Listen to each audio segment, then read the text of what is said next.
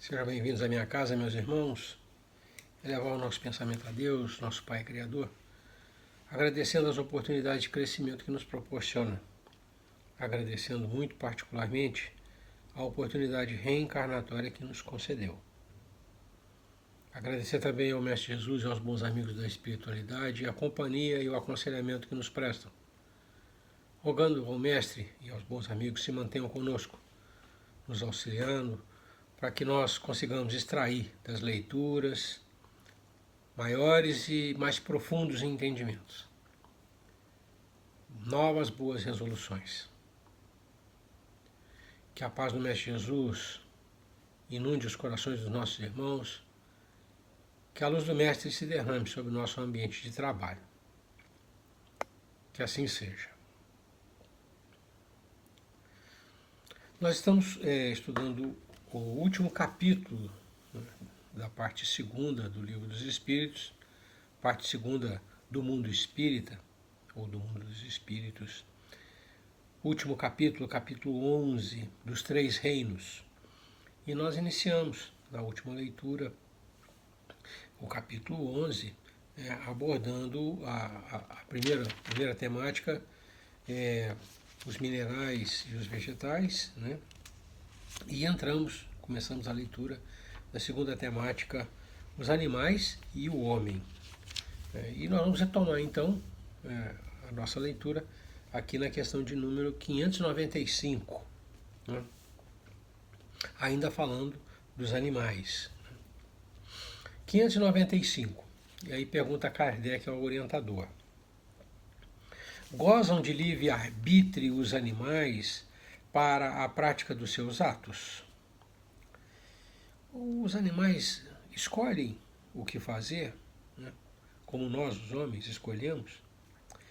E aí o orientador responde assim: os animais não são simples máquinas, como supondes. Contudo, a liberdade de ação de que desfrutam é limitada pelas suas necessidades e não pode ser comparada à do homem.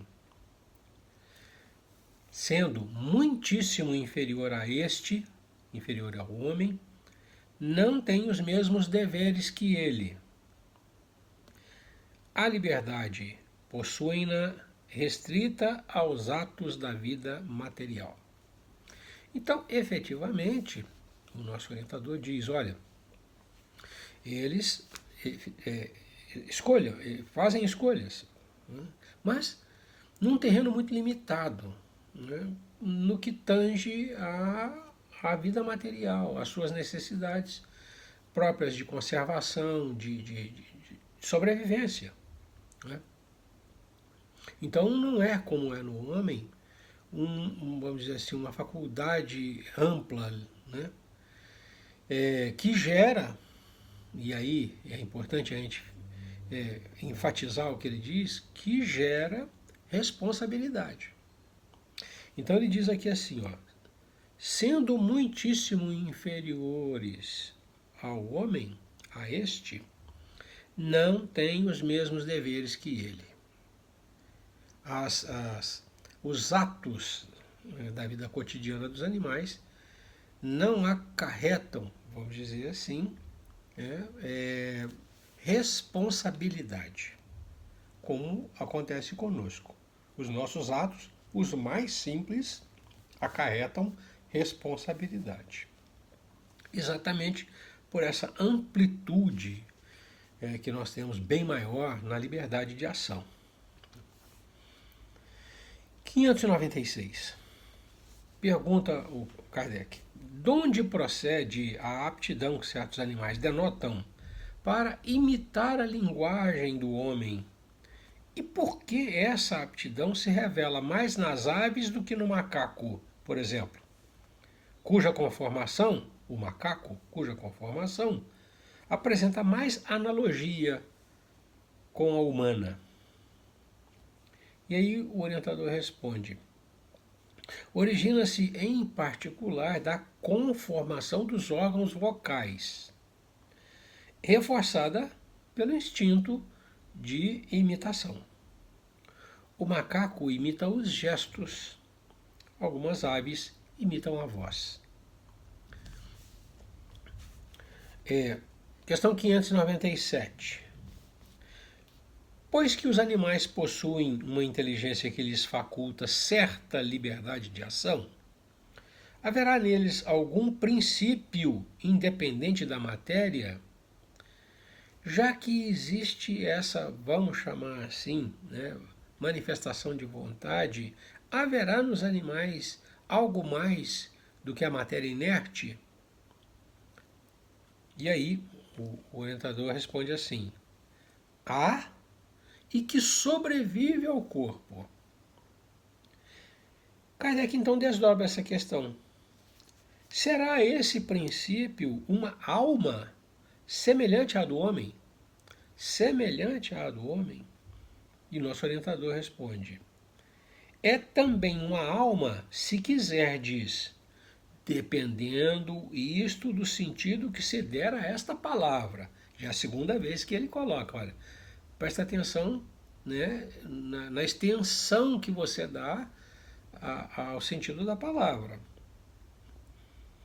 É porém, se for considerado uma alma, é porém inferior à do homem.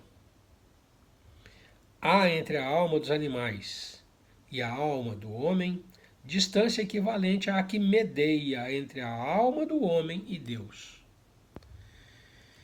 Então, aqui nós voltamos ao grande problema do meio de expressão, né?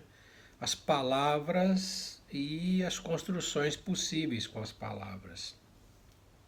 Nós já vimos lá atrás, por definição, né? Quando ele entra na definição de espírito, né?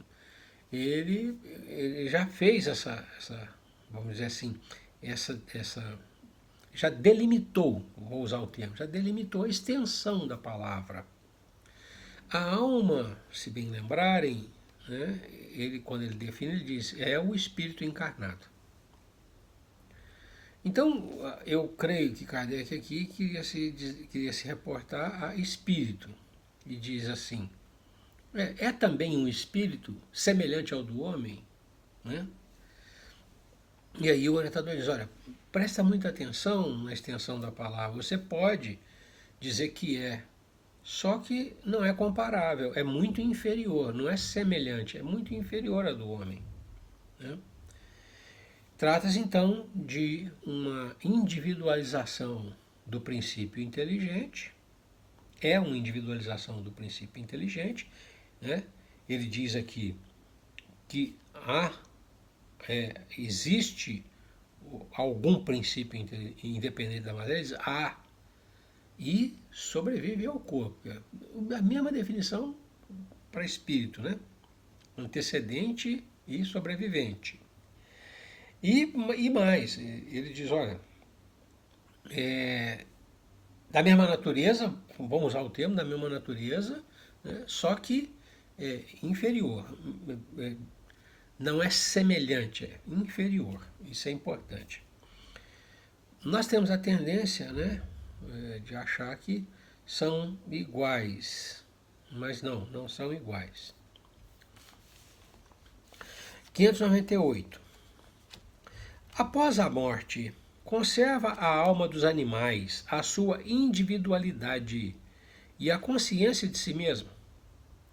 E aqui é importante. Ele diz assim, nosso orientador responde, conserva a sua individualidade. Então, é uma individualização de princípio inteligente. Mantém essa individualização. Conserva a sua individualidade. Quanto à consciência do seu eu, não mantém. A vida inteligente lhe permanece em estado latente. Então, a consciência do que foi, do que fez, né, da vivência que teve, essa se perde. Essa consciência, essa lembrança, ela se perde. Né? Mas o princípio inteligente, ou o espírito, né, que animou aquela criatura, aquele animal, né, E ele se mantém individualizado. 599. A alma dos animais, a alma dos animais é dado escolher a espécie de animal em que encarne. Aquele espírito pode fazer uma escolha da sua vestimenta, né? E aí o orientador responde assim: não, pois que lhe falta livre-arbítrio. Então, eles não têm a liberdade de escolha. Um pouquinho lá mais atrás, né, nós vimos que ele fala a respeito de observar a natureza, né? Então, vamos dizer assim, o corpo é apropriado às capacidades do espírito, né?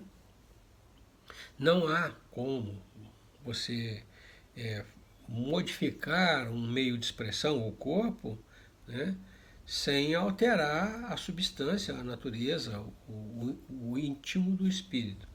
E aqui ele repete: não é possível, né, porque também lhe falta a liberdade de agir, a liberdade de optar, né, que nós já vimos aqui anteriormente, ele não tem livre-arbítrio, né?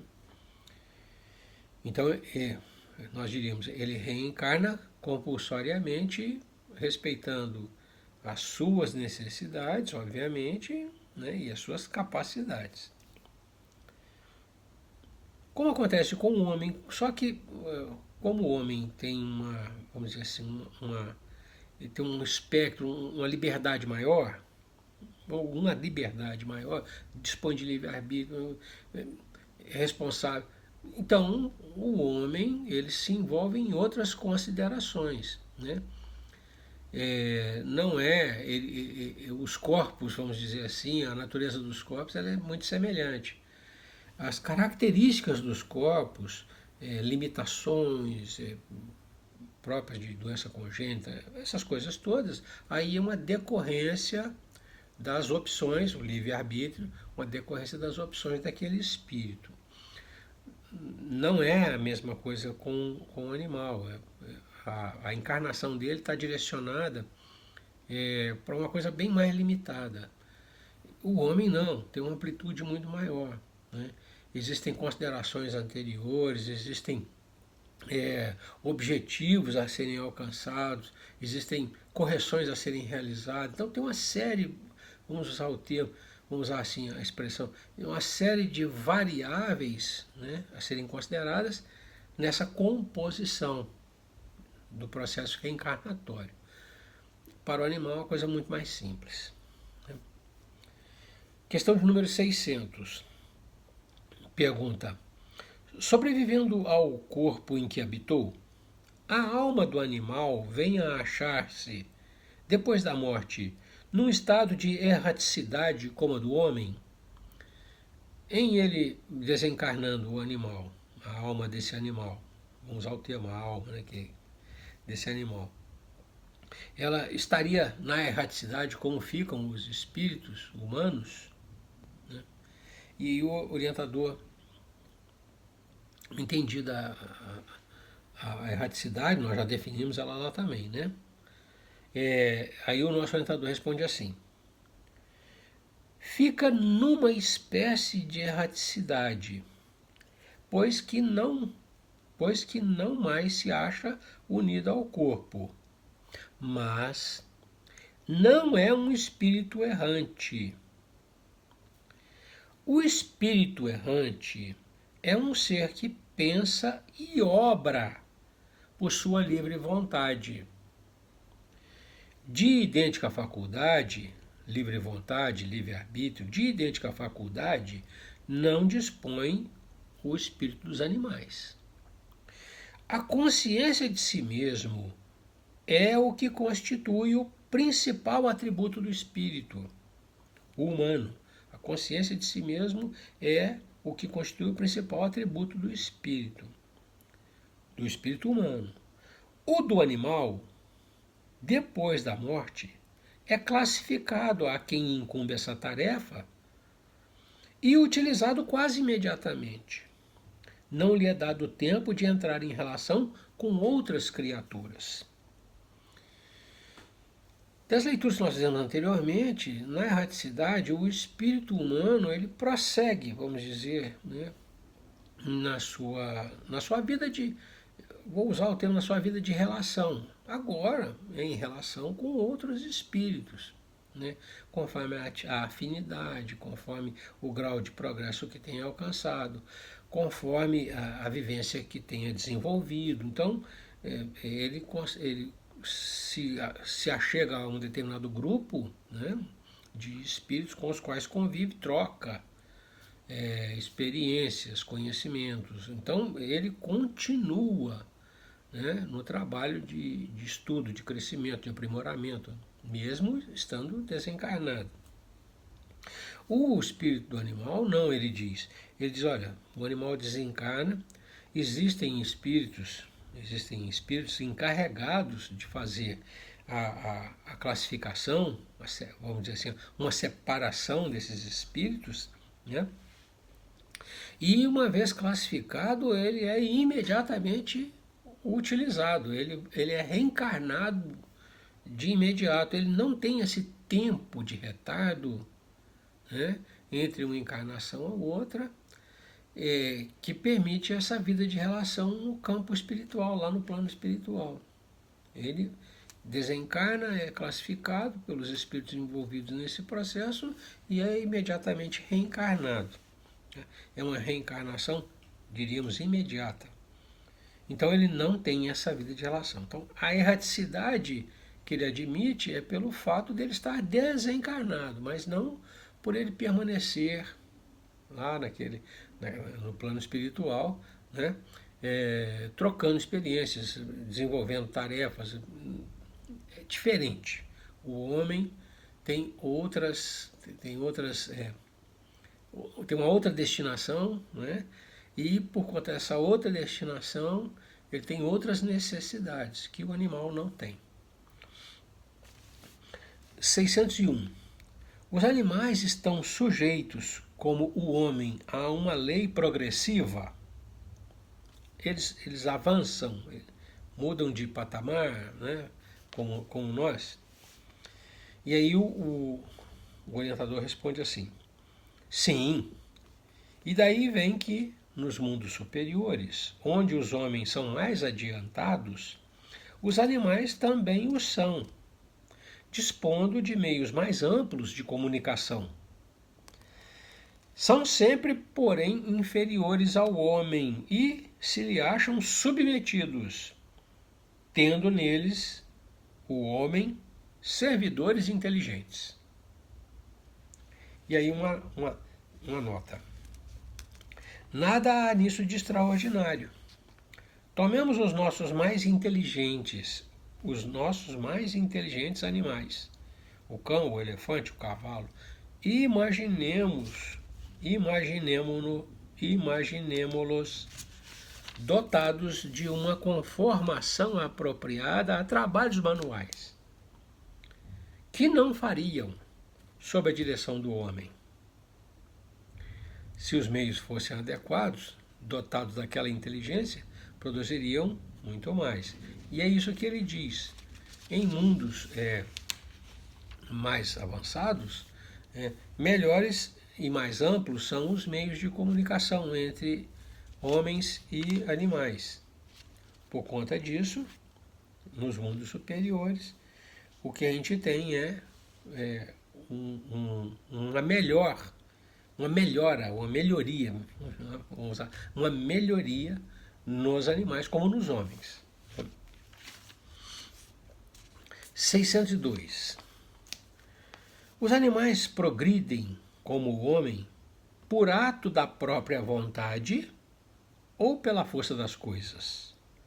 Esse progresso que eles realizam é um ato livre de vontade ou é, vamos dizer assim, a força natural, a corrente natural que os conduz nesse progresso? E aí o orientador responde assim: pela força das coisas, razão porque não estão sujeitos à expiação. Aqui eu chamo a atenção que ele volta a um conceito que ele já colocou aqui atrás. Ele diz, quando ele fala de livre-arbítrio, que os animais, sendo muito inferiores ao homem, não têm os mesmos deveres que ele. E nós fizemos questão de grifar porque aqui ele dá a consequência, né? Não tendo as mesmas obrigações, vamos dizer assim, ou que as consequências não sejam atribuídas a ele com a obrigação, né, de reparar, tal. Aqui ele enfecha essa ideia dizendo: eles progridem por uma força natural que os conduz na linha do progresso, vão avançando, não porque escolhem, mas porque vão sendo forçados, vamos dizer assim, a se melhorarem. E, em razão disso, por ser essa a corrente natural de progresso, eles não se veem obrigados a expiar. O que é o expiar? O expiar é corrigir as falhas cometidas anteriormente, coisa que o homem tem que fazer. De uma encarnação para outra, os erros que nós cometemos, as falhas que nós cometemos, ficam pendentes de correção. Os animais não. Eles avançam pela força natural da lei de progresso, vamos dizer assim, né? Sem a obrigação de ficar reparando falta cometida. Essa é a diferença que faz o livre-arbítrio. Quem detém livre-arbítrio tem a obrigação de fazer tudo certo. O que não foi feito certo fica pendente de acerto. Os animais não estão submetidos a isso porque não têm livre-arbítrio. Então, eles não tendo a capacidade ou a escolha, né, a livre escolha, sendo conduzidos, né, não ficam obrigados a reparar possíveis erros, né. Então, eu estou fazendo essa força toda, que a gente tem que entender que o livre-arbítrio é determinante, né, no progresso. E, no caso específico, os animais sendo privados de livre-arbítrio, não tendo livre-arbítrio, eles progridem, vamos dizer assim, continuamente, né, pela força natural que os induz a irem adiante, a se melhorarem. Né? 603. Nos mundos superiores, os animais conhecem a Deus? E a resposta é não.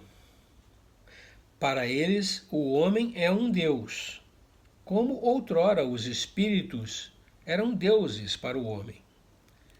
Então, Deus, nós já vimos isso também, ele só pode ser visto por espíritos que tenham pureza absoluta. Só espíritos puros alcançam a Deus, a compreensão e a visão, vamos usar o termo, a visão de Deus. Os animais, obviamente, não tem como, né? Eles estão num estágio ainda mais precário que o homem, né? A individualização da sua inteligência é ainda mais precária que a do homem. Então, não. Eles olham para nós, os que estamos imediatamente acima na escala de desenvolvimento, como se nós fôssemos um Deus. Como já aconteceu conosco nos nossos primórdios, em que a gente cultuava espíritos mais avançados como se fossem deuses. É o que ele coloca aqui. 604. Pois que os animais, mesmo os aperfeiçoados, existentes nos mundos superiores, são sempre inferiores ao homem, segue-se que Deus criou seres intelectuais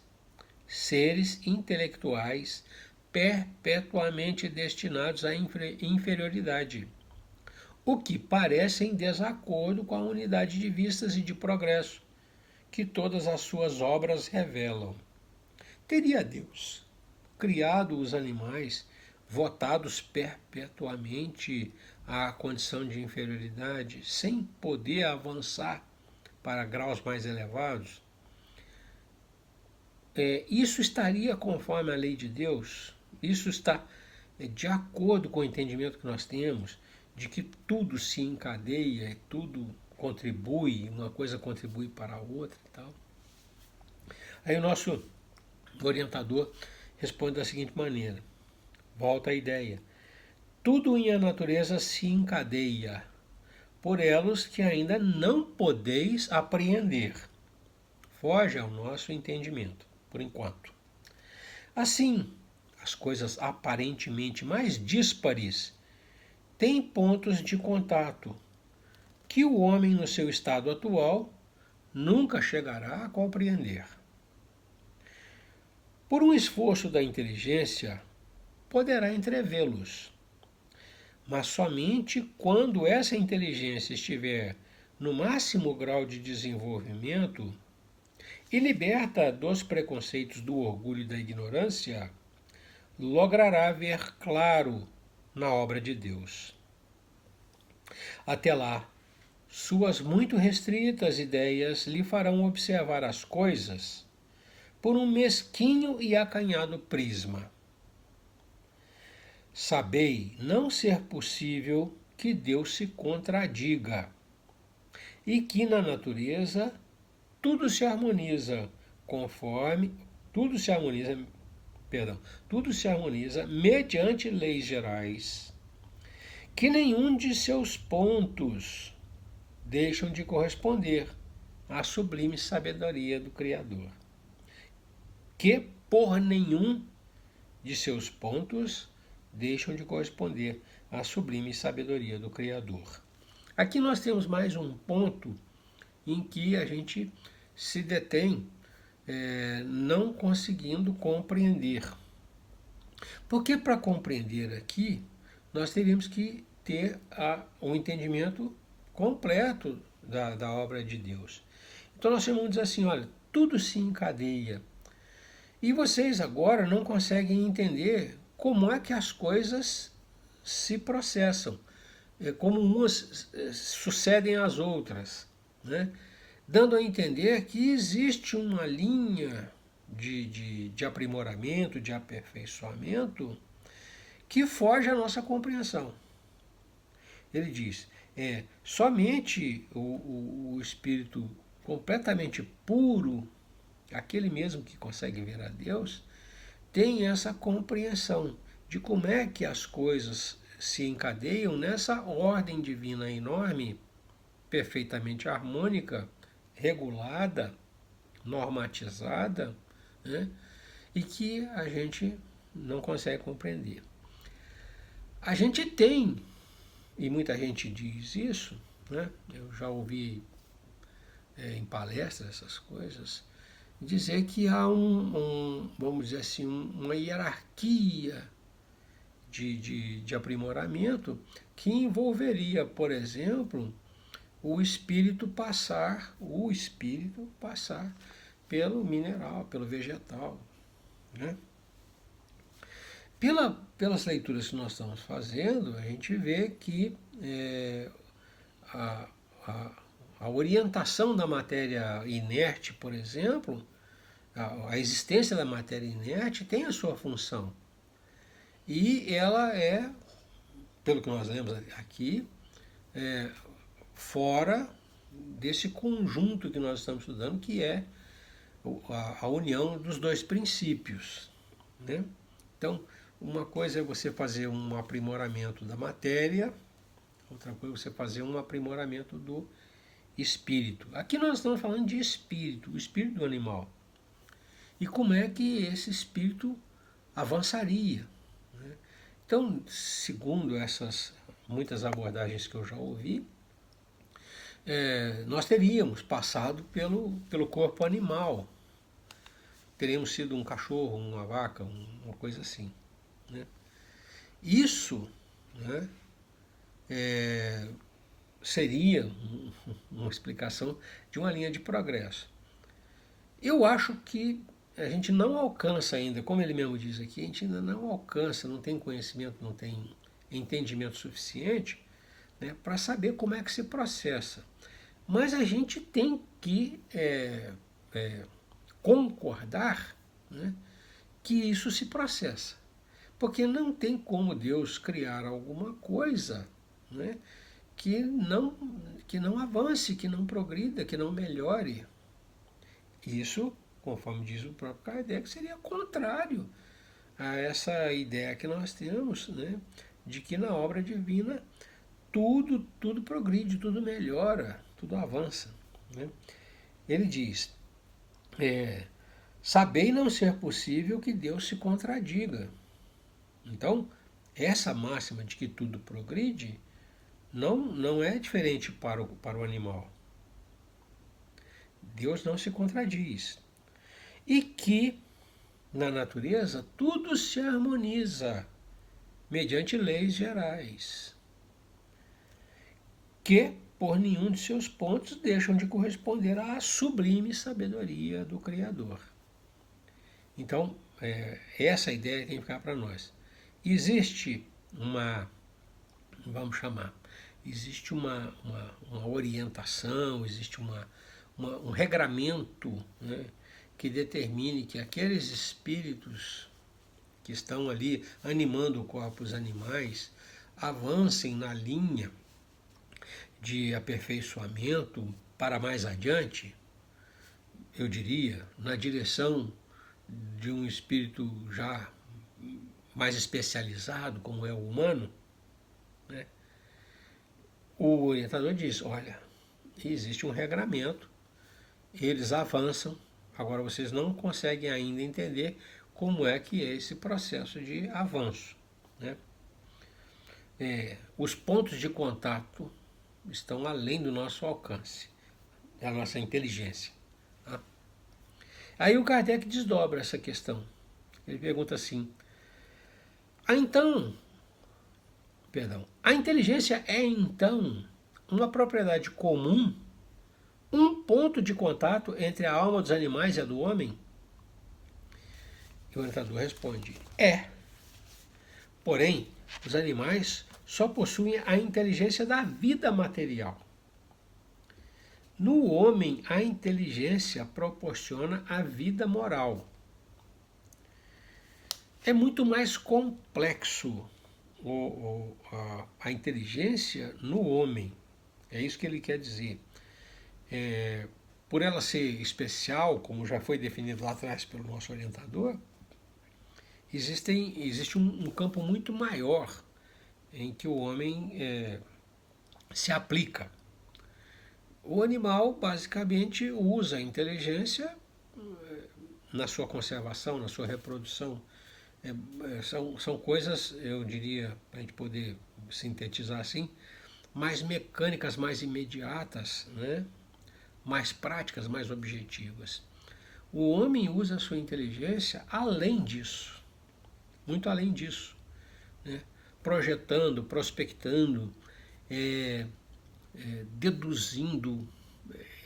Então, quando ele diz que a inteligência no homem proporciona a vida moral, a gente entra por um campo que o animal não trabalha, o campo da ética, por exemplo. É uma inteligência mais refinada. Muito embora seja uma propriedade comum.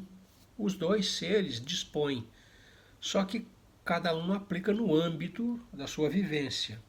Os animais no âmbito mais restrito, no campo material, os homens num âmbito bem mais amplo, bem mais largo, né, que é o campo da moralidade. Questão 605, e aí Kardec pergunta, considerando-se todos os pontos de contato que existem entre o homem e os animais, não seria lícito pensar que o homem possui duas almas, a alma animal e a alma espírita, e que, se essa última não existisse, se a alma espírita não existisse no homem, só como o bruto poderia ele viver? Por outra, que o animal é um ser semelhante ao homem, tendo de menos a alma espírita. Dessa maneira de ver, resultaria serem os bons e os maus instintos do homem efeito da predominância de uma sobre a outra. O que o Kardec tenta mais uma vez, ele já fez essa colocação lá atrás, quando tratava de se não haveria em nós, né, as duas vertentes, né, uma alma do bem e uma alma do mal. Aqui ele coloca, olha, o homem, por ser um avançamento do animal, não teria, por acréscimo de inteligência, né, por acréscimo dessa inteligência, uma alma espírita, que ele chama. O que ele tenta criar por nós estarmos um estágio acima, nós não seríamos basicamente a mesma coisa e o homem com um acréscimozinho. E quando esse acréscimo, que caracteriza o homem, não existisse, ele se equipararia a um animal.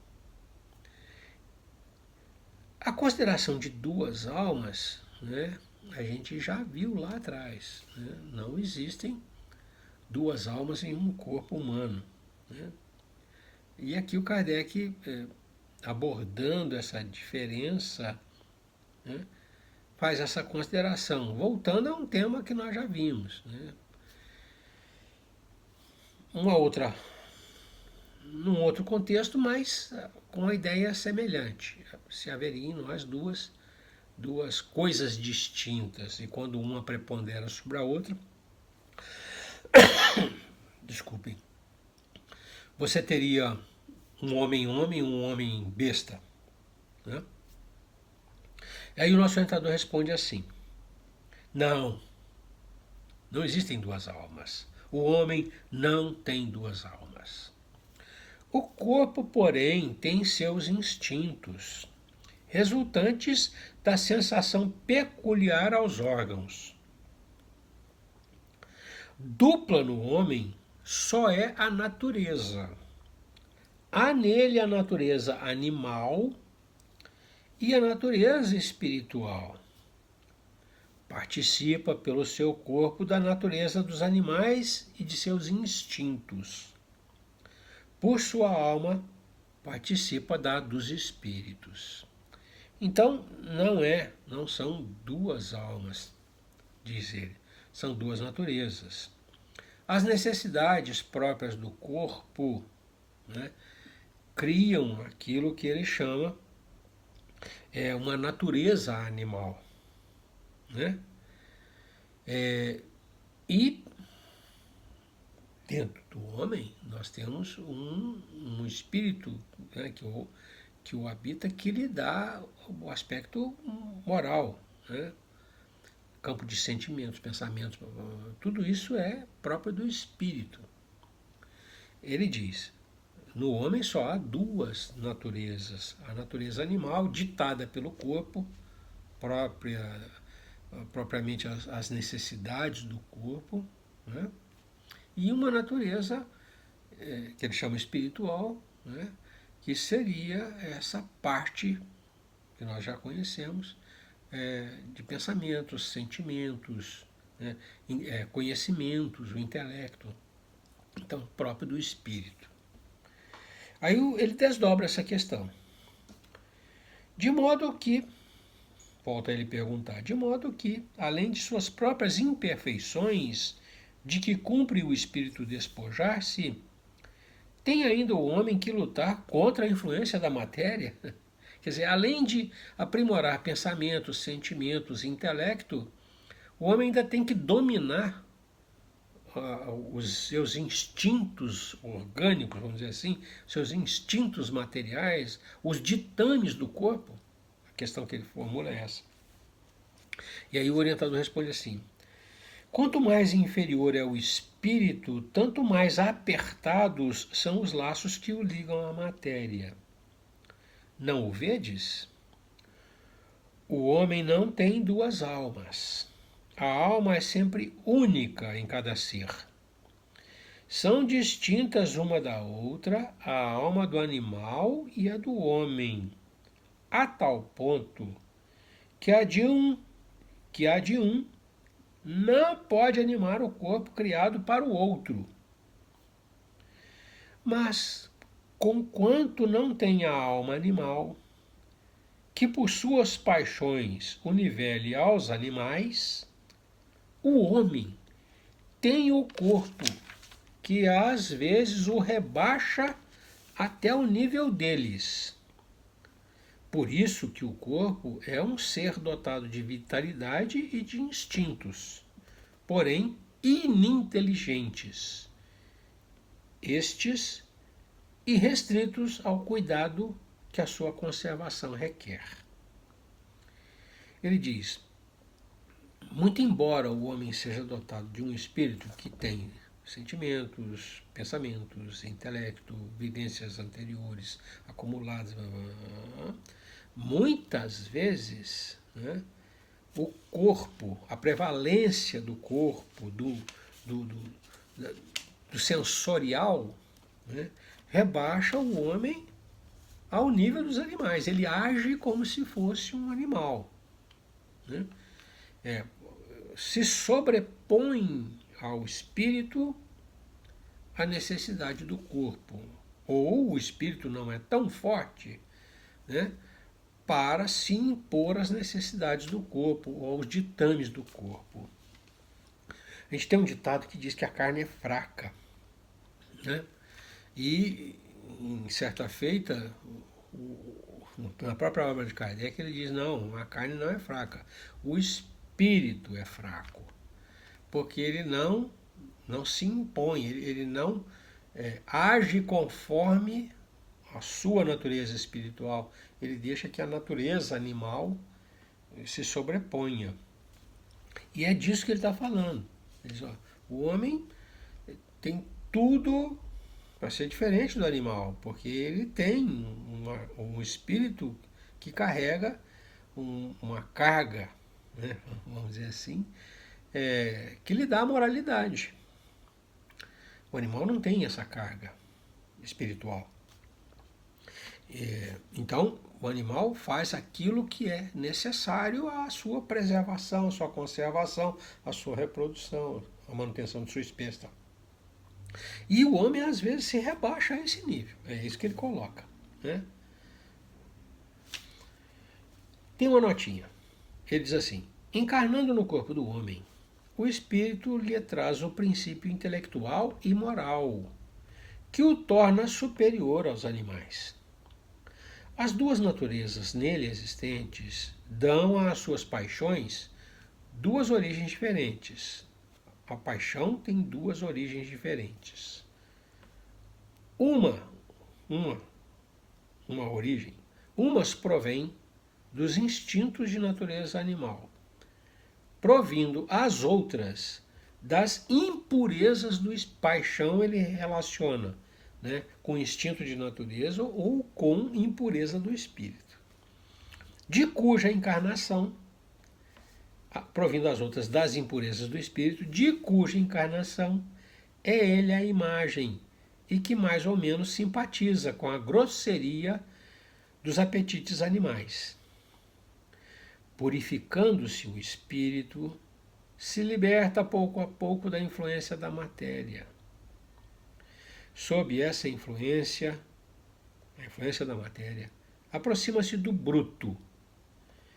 Isento dela, a influência da matéria, eleva-se à sua verdadeira destinação. Então, quando o espírito se sobrepõe à matéria, ele envereda na direção do seu objetivo, da sua verdadeira destinação, que é a melhoria, o progresso, né, espiritual. 606. Pergunta: de onde tiram os animais o princípio inteligente que constitui a alma de natureza especial de que são dotados? De que princípio, de onde tiram os animais, o princípio inteligente que constitui a alma de natureza especial de que são dotados? O nosso orientador responde: do elemento inteligente universal. Nós voltamos lá atrás. Existe um princípio material e um princípio inteligente. Então, a inteligência é extraída do princípio inteligente. Aí o Kardec desdobra a questão. Então emanam de um único princípio a inteligência do homem e a dos animais? E o orientador responde: sem dúvida alguma. Porém, no homem passou por uma elaboração que a coloca acima da que existe no animal. Provém de uma fonte única, só que aquela de que o homem é dotado, diz ele, passou por uma elaboração melhor do que aquela que é colocada no animal, aquela que é destinada ao animal. Questão 607. Dissestes, lá na questão 190, ele está remontando a questão 190. Dissestes, lá na questão 190, que o estado da alma do homem na sua origem corresponde ao estado da infância na vida corporal, que sua inteligência apenas desabrocha e se ensaia para a vida. Onde passa o espírito essa primeira fase do seu desenvolvimento, a infância? E aí o orientador responde assim: a infância do espírito, não do corpo. Numa série de existências, aonde ele passa? Numa série de existências que precedem o período a que chamais humanidade. O espírito criado, simples e ignorante, né, é submetido a uma sequência de experimentações, né?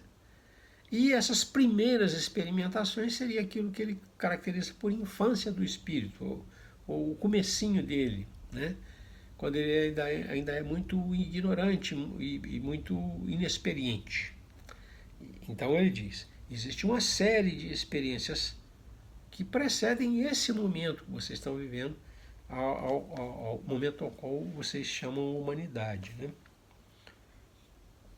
Aí o Kardec desdobra essa questão também. Ele pergunta: parece que assim se pode considerar a alma como tendo sido o princípio inteligente dos seres inferiores da criação. Não. Aqui é aquela pergunta: nós transitamos lá atrás, nós da humanidade, em algum momento fomos lá, o cachorro? E ele diz assim, o nosso orientador: já não dissemos que tudo em a natureza se encadeia e tende para a unidade? Nesses seres, aqueles, os primeiros lá, os inferiores, nesses seres cuja totalidade estáis longe de conhecer, é que o princípio inteligente se elabora, se individualiza pouco a pouco e se ensaia para a vida, conforme acabamos de dizer. É, de certo modo, um trabalho preparatório, como o da germinação, por efeito do qual o princípio inteligente sofre uma transformação e se torna espírito. Entra, então, no período da humanização, começando a ter consciência do seu futuro, capacidade de distinguir o bem do mal e a responsabilidade de seus atos. Assim, a fase da infância se segue à da adolescência, vindo depois a da juventude e a da madureza.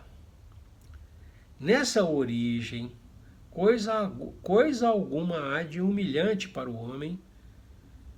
Sentir-se-ão humilhados os grandes gênios por terem sido fetos informes nas entranhas que os geraram.